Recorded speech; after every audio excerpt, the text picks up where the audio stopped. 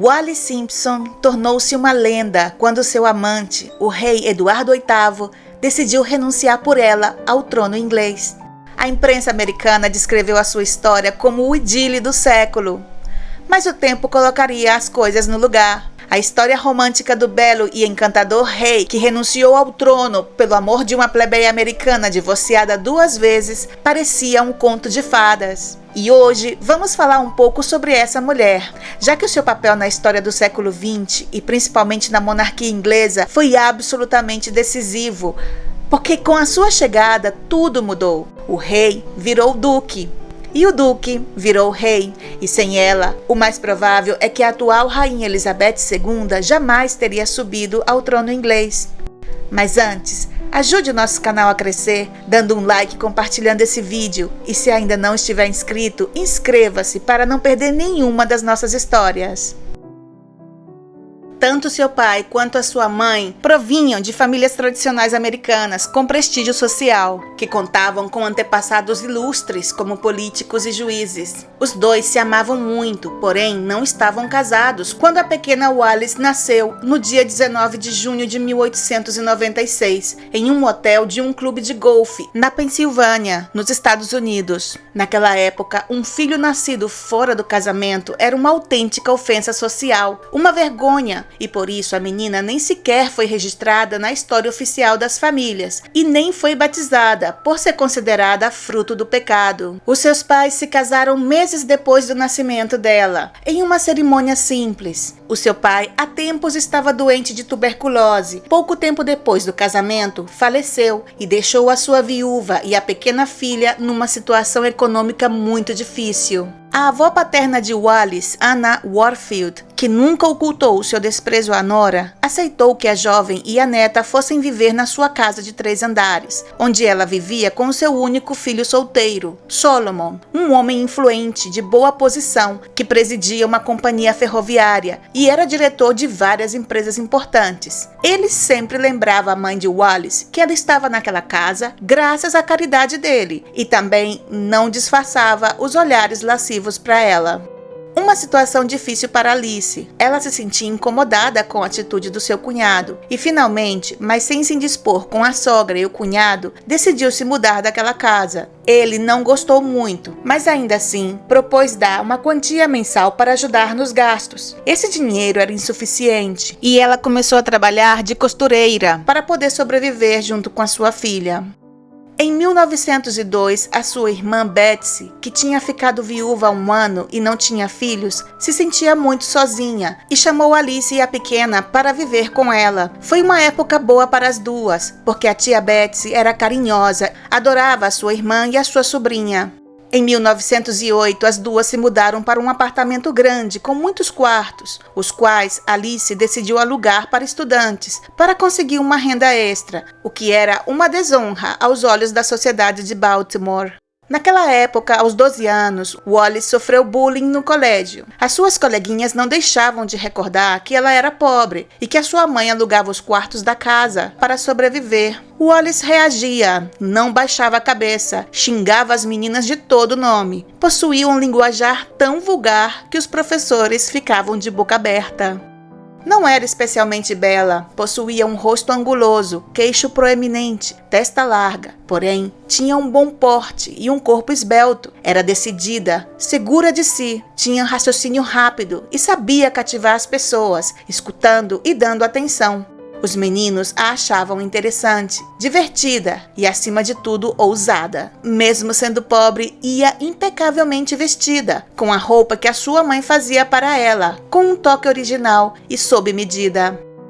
Em 1911, Wallis entrou em um internato exclusivo para senhoritas, a escola Old Fields. Era a escola mais cara do estado de Maryland e era o seu tio Solomon quem pagava. Wallis estudava com as meninas mais ricas e influentes da sociedade. Em 1915, aos 19 anos, ela conheceu Winfield Spencer Jr., aviador da Marinha dos Estados Unidos, enquanto visitava a sua prima Corinne na Flórida. Winnie Spencer era um homem alto, musculoso, Tinha um jeito marrento. Os dois se apaixonaram em seguida e quiseram se casar o mais rápido possível. E ainda que tanto a família dele quanto a dela acharam que era muito precipitado, os dois se casaram em 8 de novembro de 1916 em Baltimore. E foi o seu tio Solomon quem pagou o seu dote e o seu enxoval.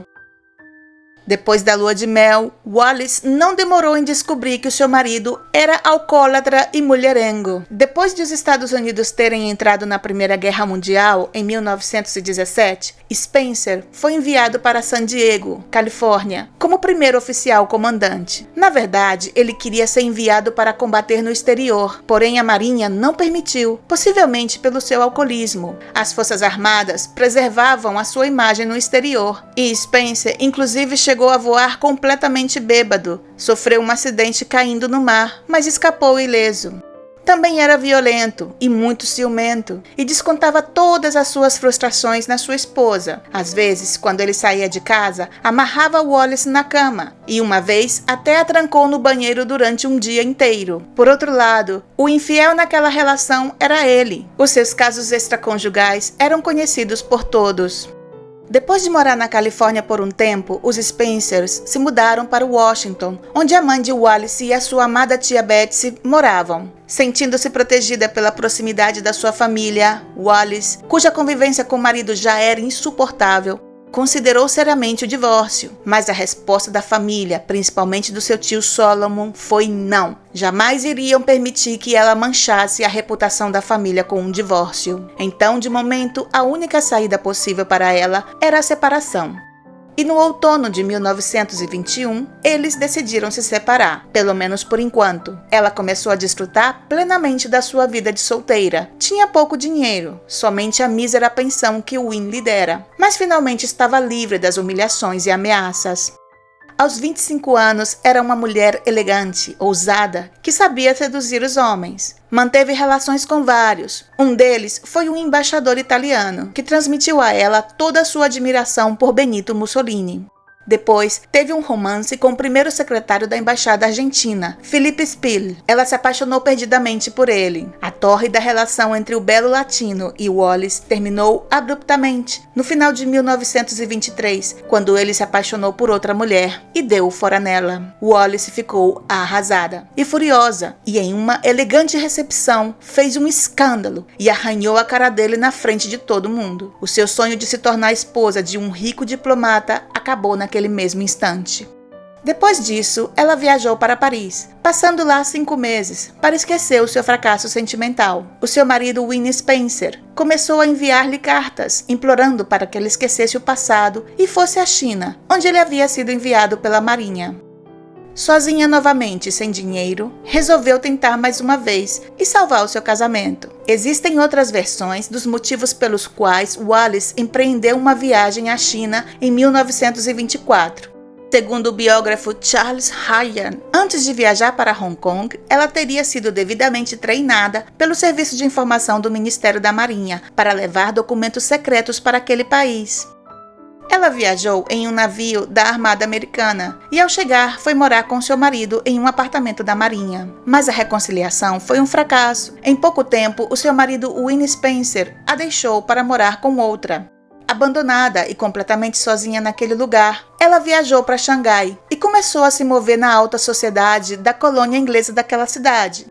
Começou a participar de festas elegantes, em luxuosas mansões, corridas de cavalo e boates. Dizem que a única frase que Wallis aprendeu em mandarim foi: "Garçom, sirva-me mais champanhe." Nessas andadas, ela conheceu o conde italiano Galeazzo Ciano, com quem teve um breve caso. Este homem acabaria sendo o ministro das Relações Exteriores da Itália e genro de Mussolini. E segundo o escritor Charles Ryan, ela teria ficado grávida de Ciano, mas decidiu abortar antes de retornar aos Estados Unidos. As complicações desse aborto a deixaram com sérias consequências, incluindo a incapacidade de ter filhos. Ao retornar aos Estados Unidos, foi imediatamente internada. Ela não revela os motivos que a levaram à sua internação, mas tudo indica que foi devido às consequências daquele aborto. Passou 4 meses de convalescência no apartamento da sua mãe em Washington e finalmente se divorciou do seu marido. No Natal de 1926, a sua amiga Mary, que havia sido uma das suas damas de honra no seu casamento, estava casada com Jacques Raffray e a convidou para passar as férias de Natal em Nova York, onde morava. Lá, ela conheceu Ernest Simpson, um homem atraente de 29 anos. Parecia um verdadeiro gentleman. Desde o primeiro momento, eles se gostaram e começaram a sair juntos. Em 1928, mudou-se para Londres a negócios, mas antes de partir, propôs a Wallis em casamento. Ela, aos seus 31 anos e recém-divorciada, deu um não como resposta. Então, os seus caminhos se separaram. Ela foi de férias para a França com uns amigos e ele foi para a Inglaterra. No entanto, poucas semanas depois, Wallis reconsiderou a proposta e escreveu a ele dizendo que aceitava. No final de junho, ela se casou com Ernest Simpson em um registro civil em Chelsea. Ninguém da sua família, nem os seus amigos assistiram. O seu novo marido compensou aquela cerimônia de casamento tão simples com uma lua de mel luxuosa, começando pela França e Espanha. Depois, o casal percorreu a Europa de carro, dirigido por um chofé uniformizado e hospedando-se nos melhores hotéis.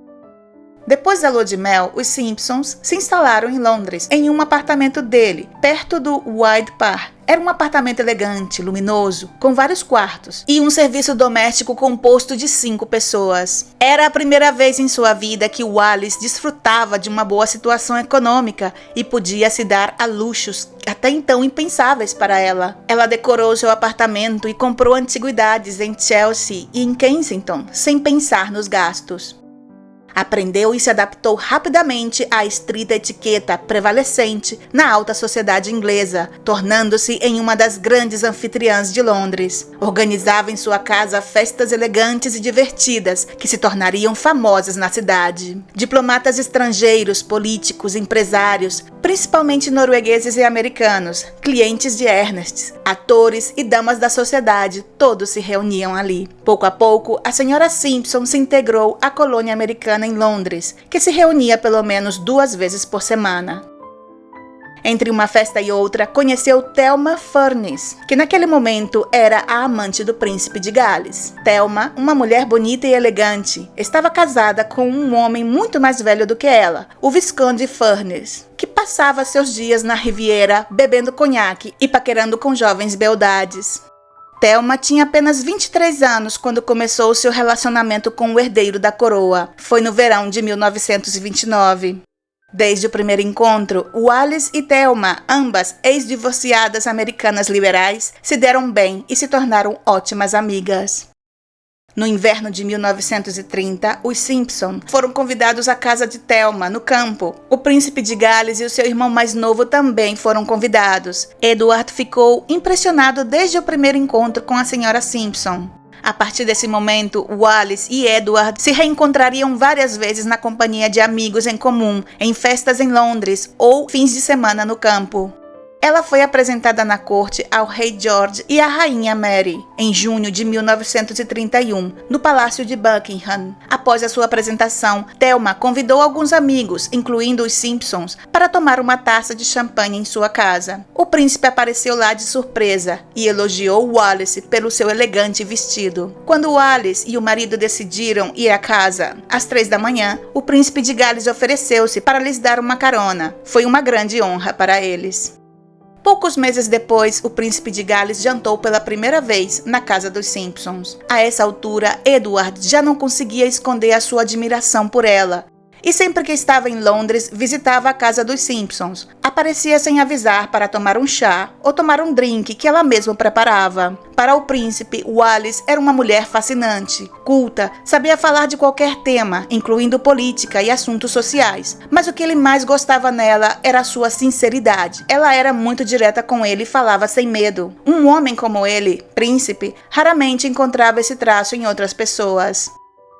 Quando Wallis Simpson conheceu o príncipe de Gales, ele tinha 38 anos e era o solteiro mais cobiçado da Europa. A sua relação com o pai, o rei George V, sempre foi distante e conturbada. No entanto, ele era o queridinho da sua mãe, a rainha Mary.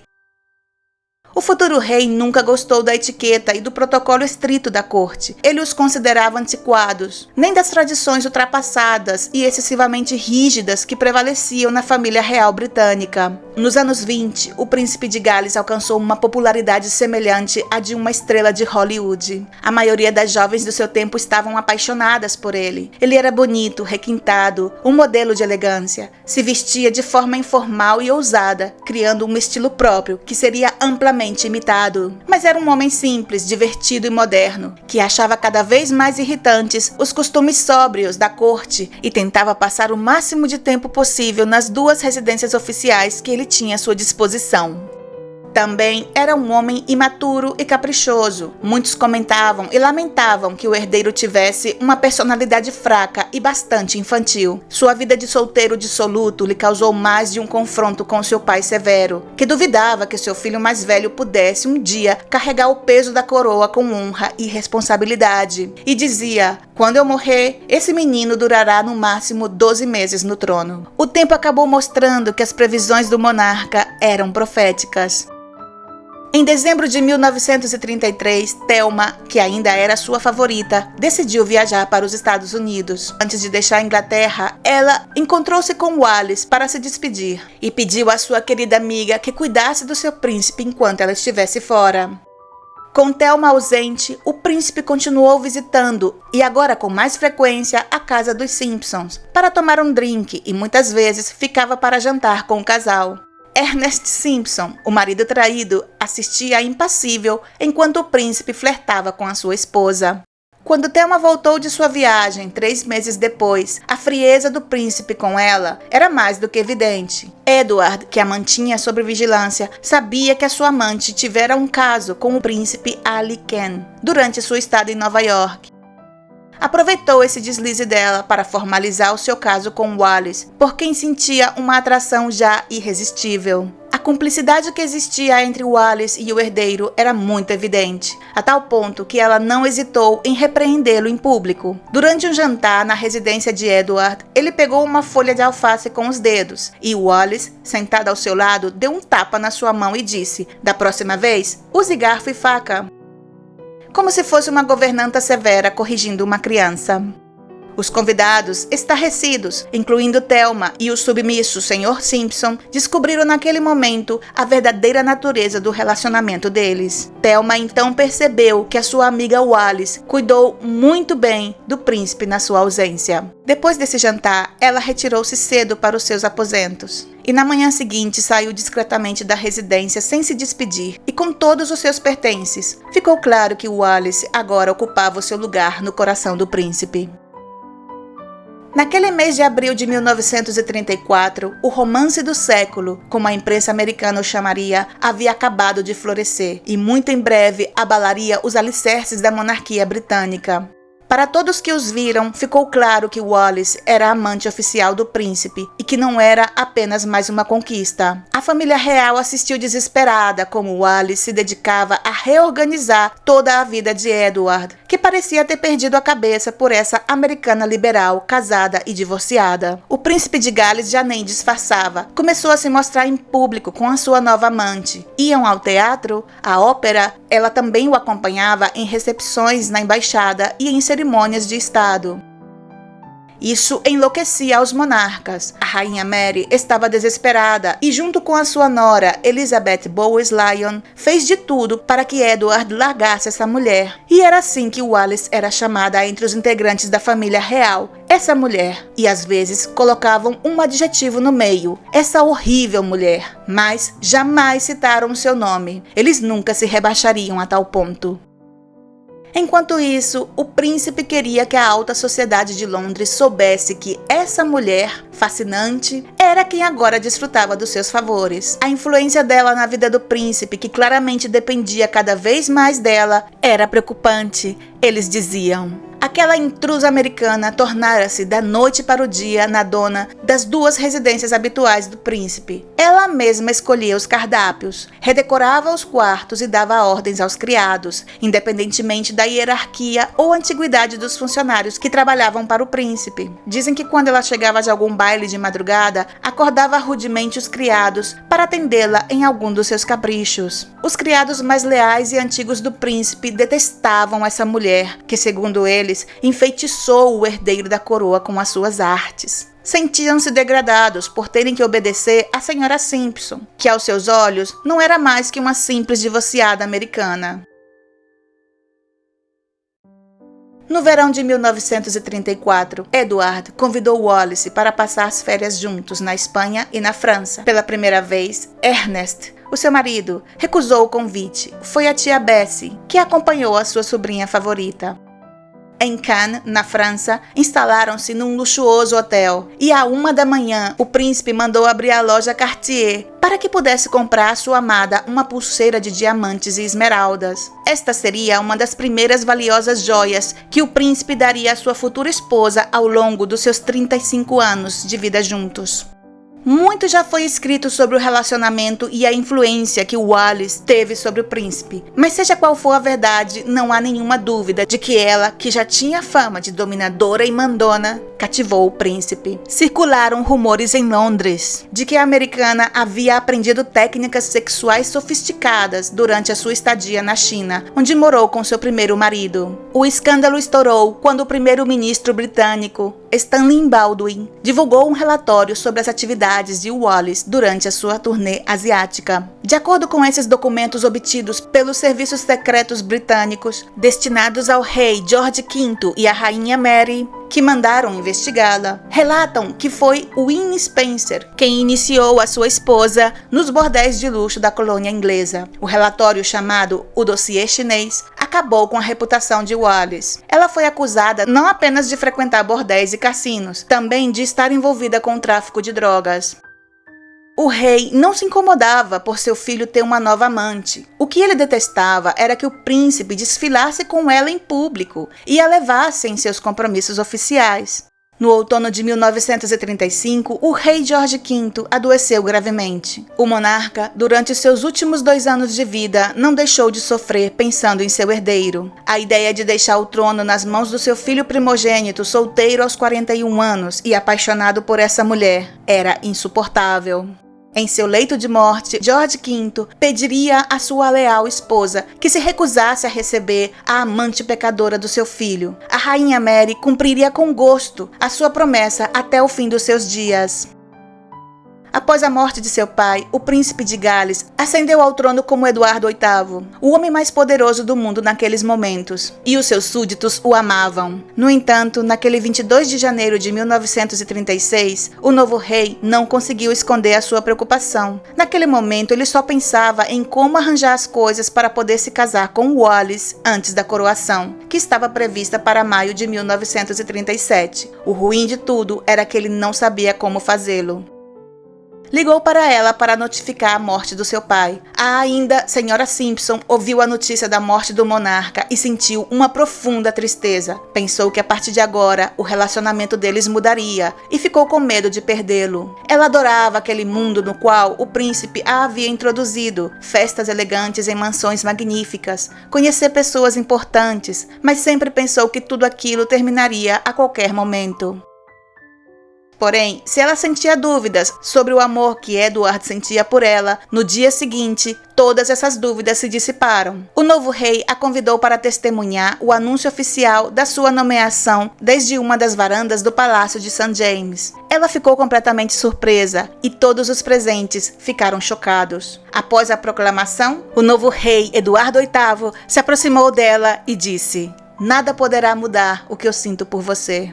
Ao convidar Wallis para a sua cerimônia de proclamação, o rei mostrou um tremendo desrespeito ao protocolo, e todos o viram junto àquela mulher divorciada. O primeiro-ministro Stanley Baldwin deixou claro que esta ação era inaceitável. A alta aristocracia inglesa e a família real também não esconderam sua indignação. Quando Baldwin ordenou a investigação das atividades da senhora Simpson na China, descobriu-se a amizade que ela tinha com importantes oficiais nazistas, incluindo Joachim von Ribbentrop, o futuro ministro das Relações Exteriores da Alemanha nazista.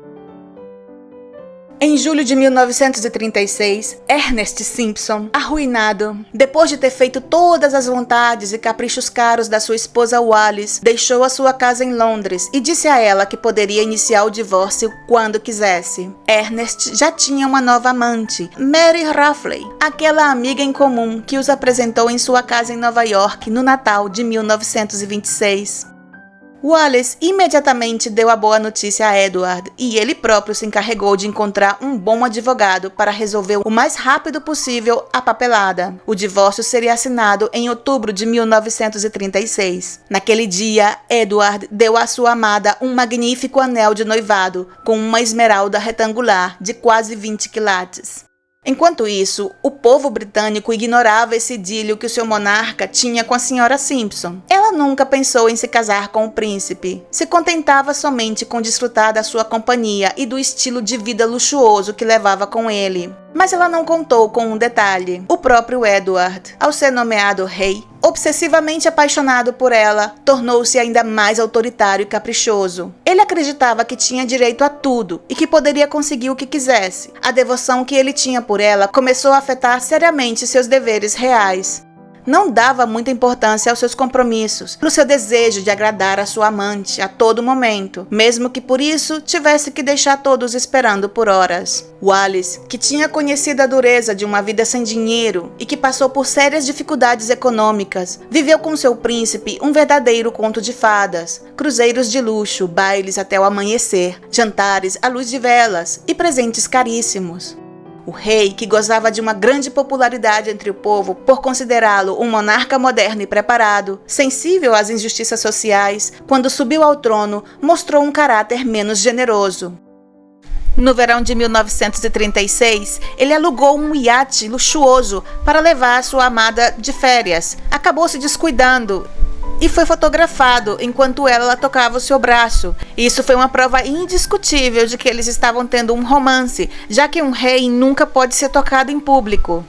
Para o público internacional, até então discreto e respeitoso com seu relacionamento, o rei começa a ser considerado um descarado. Há especulações na imprensa americana sobre se eles vão se casar ou não. O seu relacionamento já é conhecido no mundo inteiro, menos no Reino Unido, porque é censurado. Um acordo de cavalheiros determina que o caso entre o rei e essa mulher casada permaneça fora da imprensa britânica. Foi o primeiro-ministro que assumiu o controle da situação. No dia 20 de outubro, ele teve uma entrevista com o rei, na qual, pela primeira vez, falou abertamente sobre o seu relacionamento com a senhora Simpson. Nesta reunião, ele pediu ao rei que conduzisse o seu romance de uma forma mais discreta, como havia feito com as suas amantes anteriores. O rei disse ao primeiro-ministro que desejava se casar com ela e que, se não pudesse fazê-lo e permanecer sendo rei, estava preparado para abdicar. Ele então comunicou a sua decisão à sua mãe, a rainha Mary, que tentou sem sucesso apelar ao senso de dever do seu filho. Numa segunda entrevista com o primeiro-ministro, o monarca propôs um casamento morganático, que lhe permitiria se casar com Wallis, embora ela não pudesse ser rainha, apenas consorte, e também não seria parte da família real, e os seus filhos não estariam na linha de sucessão ao trono. Uma solução perfeita para ele, que só desejava continuar perto da sua amada enquanto mantinha o trono. Mas o primeiro-ministro não estava de acordo com essa proposta, que acabou não sendo aprovada pelo governo britânico. Finalmente, em 3 de dezembro, a imprensa britânica revelou o caso de amor do rei, e o escândalo tomou conta de todos os meios de comunicação. Centenas de jornalistas cercaram a casa de Wallis. Ela se assustou muito, não queria aquele escândalo e foi obrigada a fugir às pressas para a França. De repente, ela deixou de ser uma mulher alegre que frequentava a alta sociedade inglesa a ser uma das personagens mais famosas e perseguidas pela imprensa naquele ano de 1936. Edward, desesperado, que viu como a possibilidade de um casamento morganático havia sido descartada pelo governo e pela igreja, informou ao ministro que queria submeter a sua situação à decisão do povo britânico. Baldwin respondeu impassível que convocar o povo passando por cima do governo era inconstitucional. No dia 11 de dezembro, o rei jantou com Winston Churchill, que esteve ao seu lado até o último momento, e disse a ele que ia abdicar. Até hoje, muitos acreditam que se não fosse pela pressa, desespero e imposição do rei em querer se casar com Wallis a qualquer custo, talvez, se ele tivesse levado esse assunto com mais calma e frieza, seguramente depois de uns anos, possivelmente conseguiria se casar com ela e manter o trono ao mesmo tempo. Mas ele era assim, impulsivo, e nessa mesma noite, Eduardo VIII, apenas 326 dias depois de ter assumido o trono, num discurso histórico, anunciou as razões da sua abdicação, que não foram bem recebidas pela maioria dos britânicos. Ele disse: "Vocês devem acreditar em mim quando digo que é impossível suportar o pesado fardo de cumprir com os meus deveres como rei sem a ajuda e o apoio da mulher que amo."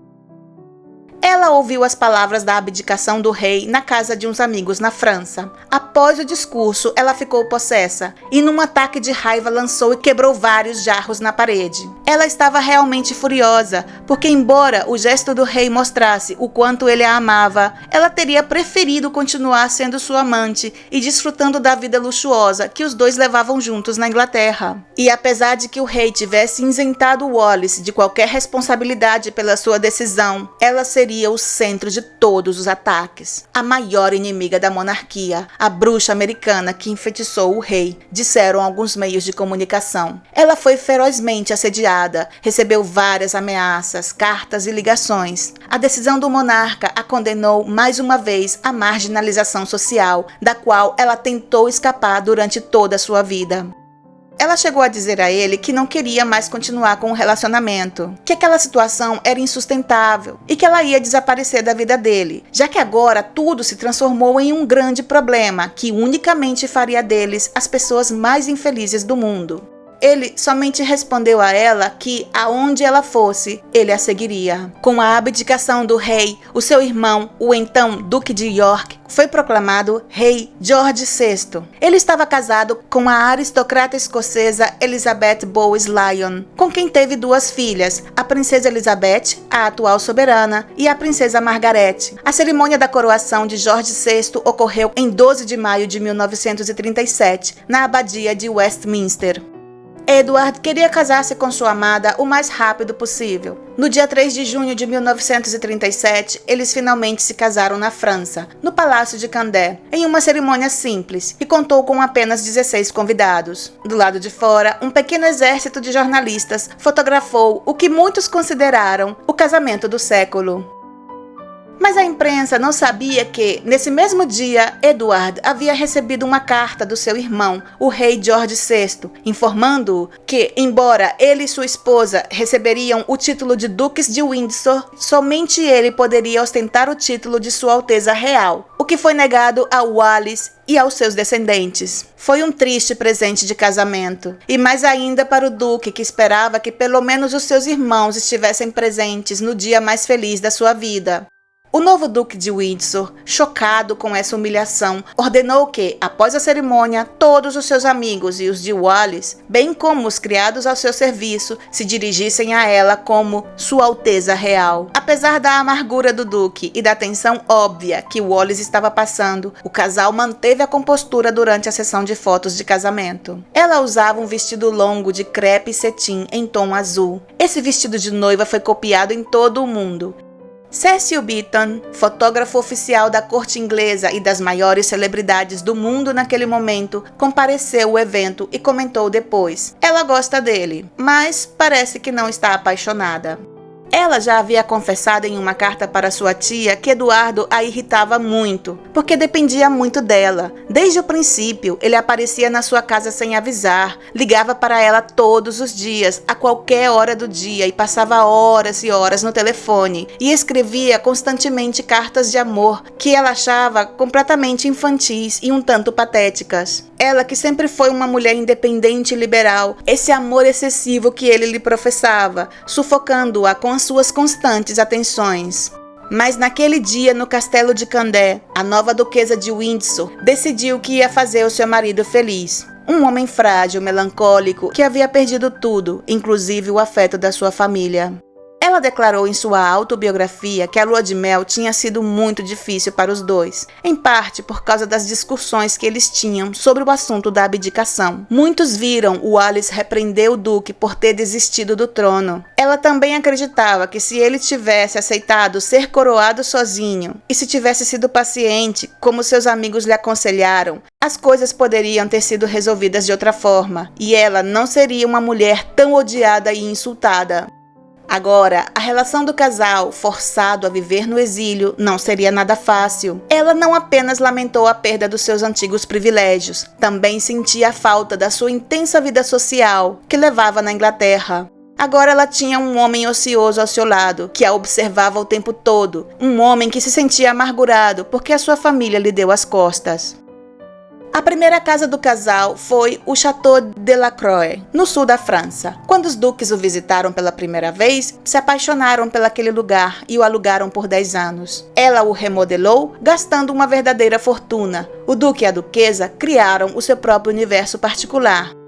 Em 1937, eles fizeram uma imprudente visita oficial à Alemanha nazista. Durante 10 dias, os Windsor percorreram 9 cidades alemãs e conheceram os principais líderes do Terceiro Reich. O auge da viagem foi o encontro com Adolf Hitler, que os recebeu no dia 22 de outubro em seu impressionante retiro nas montanhas. A sua visita foi habilmente usada como propaganda nazi, o que prejudicou muito a imagem dos duques. A fotografia de Wallis e Edward junto ao ditador deu a volta ao mundo. Naquele triste inverno, a única notícia boa para Wallis foi a de que ela apareceu na lista das 10 mulheres mais bem vestidas do mundo. Isso a consolou muito. Ela sempre foi consciente de que não era um estándar de beleza e sempre dizia que o único que podia fazer era se vestir melhor do que as outras. Era cliente assídua das grandes casas de alta costura, incluindo Dior, Rochas, Givenchy e outras.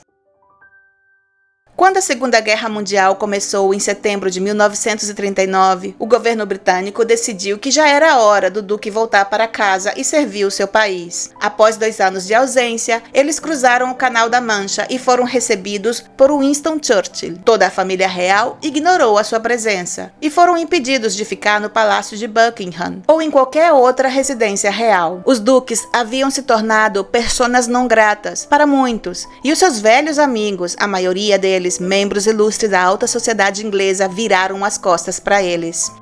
Durante a guerra, o duque recebeu o posto de major-general e um posto de ligação com a Força Expedicionária Britânica na França. Ela se alistou no serviço de ambulância francês. Em 10 de maio de 1940, quando Hitler entrou glorioso em Paris com seus tanques, os duques abandonaram seus postos e se refugiaram em Biarritz. Alguns historiadores garantem que Hitler queria sequestrar os duques para depois ameaçar o governo britânico e finalmente devolver o título de rei a Edward, naturalmente como um rei marionete que ele pudesse manejar. O governo britânico decidiu enviá-los para bem longe, até que a guerra terminasse. O primeiro-ministro ofereceu-lhe o cargo de governador-geral das Bahamas. Quando chegaram lá, em 7 de agosto de 1940, o duque sabia que o seu cargo não era um cargo relevante. Ele entendeu que aquilo era um exílio forçado, mas decidiu se entregar com entusiasmo ao trabalho e às funções oficiais. A chegada dos duques foi um grande acontecimento na colônia, que recebeu com um grande carinho aquele homem que havia sido rei da Inglaterra. E em Nassau, pela primeira vez, se dedicou a obras de caridade, como se esperava da esposa do governador. Ela visitava escolas e hospitais, inclusive abriu uma clínica pré-natal com seus próprios recursos. Mas logo logo, aquela ilha seria um lugar tremendamente chato, monótono e sem brilho para os duques. Eles detestavam a atmosfera colonial e provincial da ilha. O calor tropical sufocante e a sensação de isolamento afetaram a saúde de Wallis. Em uma das suas viagens aos Estados Unidos, ela teve que ser operada de uma úlcera estomacal. Em 15 de março de 1945, alguns meses antes do término do seu mandato, o Duque de Windsor renunciou ao cargo de governador das Bahamas. E, embora continuasse escrevendo cartas a Londres, exigindo um cargo oficial à sua altura, como o de embaixador britânico em Washington, este foi negado. E o cargo de governador das Bahamas foi o último emprego que o governo inglês lhe ofereceria. Após 6 anos de ausência, os Windsor embarcaram com a sua equipe de confiança e a sua volumosa bagagem para a Europa. Tornaram-se a imagem do glamour. Nos anos 50, o Duque e a Duquesa de Windsor passaram a fazer parte do incipiente jet set internacional. Eram imensamente ricos, viviam luxuosamente, mas não pareciam felizes. Sua vida, sempre ociosa, dividia-se entre Paris, o interior da França, Londres e Nova York. Com os anos, o caráter dela foi mudando e tornou-se afiado, caprichoso e inflexível, ao lado de um homem que não tinha mais segredos para ela. Enquanto isso, seu marido tentava combater suas frequentes depressões, dando-lhe fabulosas e originais joias. Em 6 de fevereiro de 1952, o rei Jorge VI faleceu. Ele havia reinado durante 15 anos e a sua filha Elizabeth, a atual soberana, o sucederia no trono. O duque ouviu a notícia em Nova York e embarcou no Queen Mary para assistir ao funeral. Quando Elizabeth II foi coroada em 2 de junho de 1953, Edward não compareceu à cerimônia, embora sentisse um grande carinho pela sua sobrinha. Ele sabia que a família real, especialmente a então rainha-mãe, viúva de Jorge VI, que sempre desprezou a cunhada, não teria aceitado a presença de Wallis e, firme em suas convicções, recusou o convite. E quando a sua mãe, Mary de Teck, morreu em 24 de março de 1953, Edward, muito triste, compareceu ao funeral, porém sem Wallis. Nos anos 60, cada vez mais excêntricos e ostentosos, possuíam 30 criados. A saúde do duque se deteriorou lentamente e em 1964, aos 70 anos, ele sofreu um deslocamento de retina e teve que passar por uma cirurgia em Londres. Na clínica, ele recebeu a visita da rainha Elizabeth II. Ela e Wallis não se viam desde 1936, quando Elizabeth era apenas uma menina. O duque aproveitou a visita para pedir permissão à rainha para ser enterrado no cemitério da família real em Frogmore. Ele também pediu que Wallis fosse enterrado ao seu lado e que, em ambos casos, o serviço religioso fosse realizado na Capela de São Jorge. A rainha Elizabeth II prometeu a ele que seus desejos seriam atendidos. Em 1967, o Duque e a Duquesa de Windsor participaram de sua primeira cerimônia pública junto à rainha desde que o Duque abdicou como rei, em 1936. Foi na inauguração de uma placa comemorativa para a rainha Mary de Teck, mãe do Duque. Em 1971, os médicos descobriram que Edward sofria de um tumor maligno na garganta. Em 9 de maio de 1972, prestes a completar 78 anos, o Duque de Windsor morreu na sua cama, em sua residência na França. Como a rainha Elizabeth II havia prometido, os restos mortais do duque foram velados na Capela de São Jorge, onde milhares de pessoas vieram se despedir. Wallis foi a Londres para assistir ao funeral em um avião que a rainha disponibilizou para ela e foi acomodada no Palácio de Buckingham, onde não pisava desde 1935. Conseguiu manter a compostura em público porque estava fortemente sedada. Ela sobreviveria ao marido por 14 anos, confinada em sua residência na França e longe dos poucos amigos que lhe restaram. Graças à fortuna deixada pelo duque, ela já não tinha nada com que se preocupar. O homem que até o fim dos seus dias havia reivindicado para ela o título de Alteza Real já não estava mais com ela, e ela se trancou em suas memórias. Ela gozava de uma saúde invejável, mas no final de 1972, ela sofreu algumas quedas, quebrou o quadril e algumas costelas, que a obrigaram a ficar inativa por um bom tempo, algo que ela odiava. Quase nunca saía de casa, raramente ia ao teatro ou ao cinema. Ela tinha medo de ser atacada por alguém ou ser sequestrada em sua própria residência. Durante anos após a abdicação do rei, ela continuou recebendo cartas diariamente com insultos e ameaças. A dama americana por quem um rei renunciou ao trono e o império inteiro morreu senil em 24 de abril de 1986. Em sua casa na França. Tinha 90 anos e mal pesava 39 quilos. Muito se falou, e se fala até os dias de hoje, sobre Wallis Simpson. Porém, a maioria dos biógrafos estão de acordo com que ela foi uma vítima da sua própria ambição. Ela viveu o conto de fadas definitivo, tornando-se a adorada favorita do solteiro mais glamuroso da sua época. O idílio deu errado, quando, ignorando seus pedidos e a sua opinião, ele jogou fora a sua posição para passar o resto da sua vida com ela. Os seus restos mortais foram repatriados para a Inglaterra, onde a rainha Elizabeth ordenou a realização de uma simples cerimônia privada. A plebeia americana e divorciada que mudou o curso da história está enterrada ao lado do seu devoto marido.